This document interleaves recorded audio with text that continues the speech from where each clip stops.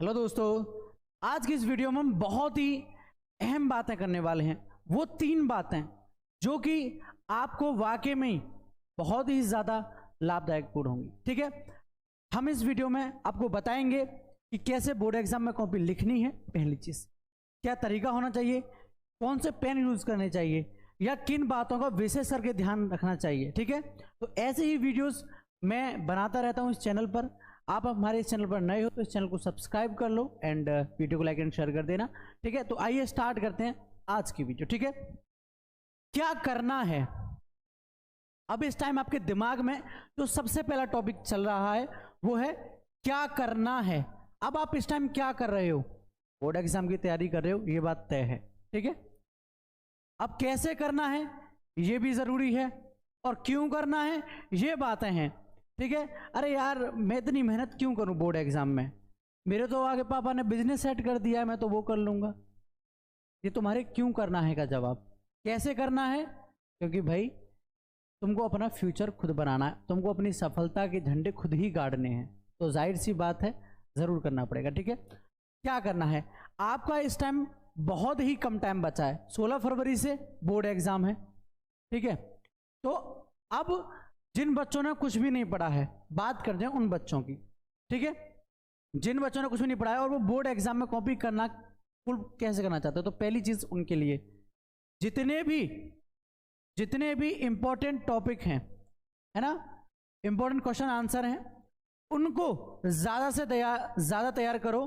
और कौन से जिनके ज्यादा नंबर मिले, यानी कि फुल मार्क्स मिले। ठीक है, जिनके ज्यादा से ज्यादा नंबर मिले, जैसे कि इंपॉर्टेंट में 10 नंबर का भी क्वेश्चन आता है, 8 नंबर का भी क्वेश्चन आता है, 5 नंबर का भी क्वेश्चन आता है, 10, 5, 8 इन वाले क्वेश्चनों को ज्यादा से ज्यादा तैयार करें, ज्यादा से ज्यादा इन पर मेहनत करें, क्योंकि इतना ही टाइम आप इस 10 वाले को, 8 वाले को, 5 वाले को दोगे और उतना ही 2 नंबर वाले को, 3 नंबर वाले को दोगे। ठीक है, इनको टाइम दो लेकिन एक समय के अनुसार। लेकिन अभी जो आपको जरूरत है वो है इनकी। ठीक है, तो अब क्या करना है, सबसे पहले मेरे इसका जवाब है अब क्या करना है। अब यही करना है कि जितने भी इंपॉर्टेंट टॉपिक हैं, ज्यादा नंबर के टॉपिक हैं, उनको उठाओ, उनको तैयार करो। ठीक है, उसके बाद कैसे करना है, उसके बाद कैसे करना है, एक टाइम टेबल बनाओ। टाइम टेबल देखो, एक चीज हमेशा याद रखना, कितना भी बड़ा मिलियनर हो, कितना भी बड़ा इंसान हो, वो हमेशा अपना टाइम टेबल बनाता है। ठीक है, हम और आप देखते रहते हैं, कोई आईएएस बनाए, पीसीएस बनाए, तो वो बंदा अपना टाइम शेयर करता है कि मैं इतने बजे से उठता था, मैं 12-12 घंटे पढ़ता था, मैं 13-13 घंटे पढ़ता था, मैं 14-14 घंटे पढ़ता था। आपने देखो वीडियोस यूट्यूब पर एक से एक मोटिवेशनल है, वो अपना टाइमिंग बताते हैं। बड़े बड़े मिलियनर, अभी अडानी साहब ने भी अपना इंटरव्यू दिया था आपकी अदालत में, उन्होंने भी बताया कि भाई मैं कैसे कैसे मेहनत करता था, मैंने कैसे कैसे चीज़ों को हासिल किया है। ठीक है, तो वैसे ही आपको पढ़ने के लिए एक टाइम टेबल बनाना ज़रूरी है। जितना कम सोओगे उतना अच्छा स्कोर कर पाओगे। ठीक है, जितना कम सोओगे उतना अच्छा स्कोर। पूरे साल कितना सोए मैटर नहीं करता, कितना कहाँ टाइम बर्बाद करा, पास्ट को भूल जाओ, पास्ट को दिमाग में से निकाल दो। जितना जल्दी दिमाग में से निकाल दोगे उतना तुम्हारे लिए बेहतर।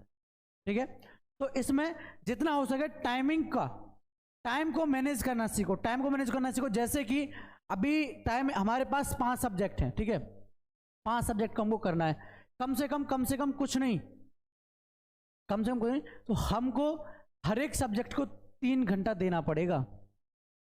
3 घंटे प्रत्येक सब्जेक्ट को, 1 सब्जेक्ट आराम से 3 घंटा होना चाहिए। 3 आवर्स दोगे तभी जाकर उस सब्जेक्ट पर अब से पकड़ बना पाओगे, अगर अब से करना चाहते हो तो।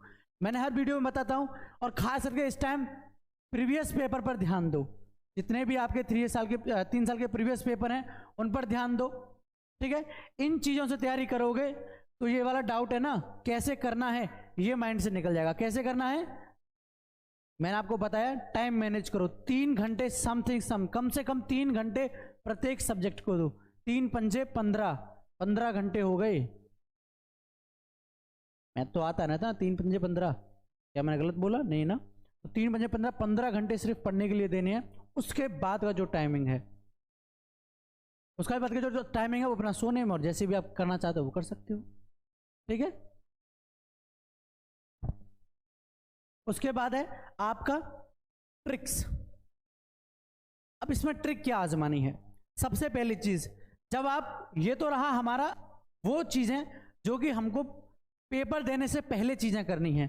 अब पेपर देने जाएंगे उस दिन की चीजें। जब आप कॉपी को खोलोगे, जो भी इसमें आए, जिस तरीके से आपकी एंट्री हो उसमें रोल नंबर, ठीक है, नाम नहीं आता, रोल नंबर आता है, IFSC कोड वगैरह आएगा, वो सब उसमें अपना डाल देना। उसके बाद आपका आएगा लिखने की बारी। बहुत से बच्चों के मन में भी क्वेश्चन आया, एक बच्चे का कॉल आया और कुछ बच्चों का मैसेज भी आया कि सर पेन जो है कौन से लेके जाएं, सिर्फ ब्लू पेन से लिख दें या ब्लैक पेन से लिखें।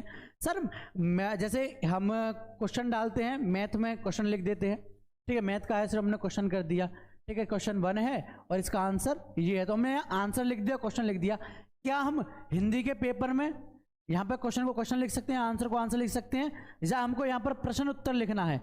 सबसे जो जरूरी चीज है वो ये है, प्रश्न उत्तर। हिंदी के पेपर में इतना याद रखना, जब भी प्रश्न करो तो प्रश्न और उत्तर ही लिखना, क्वेश्चन आंसर मत कर देना, क्योंकि कोई कोई एग्जामिनर इतना सनकी होता है कि वो आपके इन्हीं चीज पर नंबर कट कर देगा। अगर 5 नंबर का टॉपिक है तो 2 नंबर तो कम से कम काट ही देगा आपके, सिर्फ इस छोटी सी गलती पर।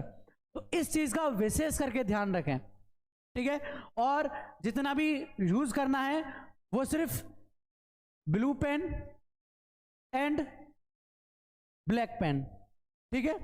ये नहीं कि येलो ले लिया या फिर हमने भाई ग्रीन ले लिया, ठीक है, तो या फिर हमने रेड ले लिया। ऐसे पेन को यूज मत करना। फिर कह रहा हूं, कुछ बच्चे हड़बड़ी में ऐसा करते हैं, और जो 12वीं के पेपर देने वाले हैं उन्होंने तो 10th के पेपर दिए नहीं, वो तो प्रमोट हुए, ये बात सभी जानते हैं, ठीक है। तो ये बहुत छोटी छोटी बातें हैं जिनको हमको विशेष करके ध्यान देना है, ठीक है। मैंने आपको बताया भाई ज़्यादा नंबर के टॉपिक हैं, उन पर फोकस करना है, जितना हो सके लिखने का सही तरीका होना चाहिए, टाइमिंग मैनेज करना आनी चाहिए, ठीक है। और ट्रिक्स का तो यही है कि जितना हो सके साफ सुंदर लिखें और किसी भी क्वेश्चन को ना छोड़ें, किसी भी क्वेश्चन को ना छोड़ें, वो तुम्हारे लिए उतना ही बेहतर रहेगा। कुछ ना कुछ उससे संबंधित लिखाएं, ऐसा नहीं है कि तुमको उससे संबंधित कुछ नहीं पता होगा। देखो हम स्टूडेंट हैं, हम कुछ भी कर सकते हैं ये मेरा मानना है कि अगर हम स्टूडेंट हैं हम कुछ भी कर सकते हैं। क्यों? क्योंकि यहाँ टीचर सिर्फ एक सब्जेक्ट को पढ़ाता है ना, वहाँ हम अकेले 5 सब्जेक्ट को पढ़ते हैं।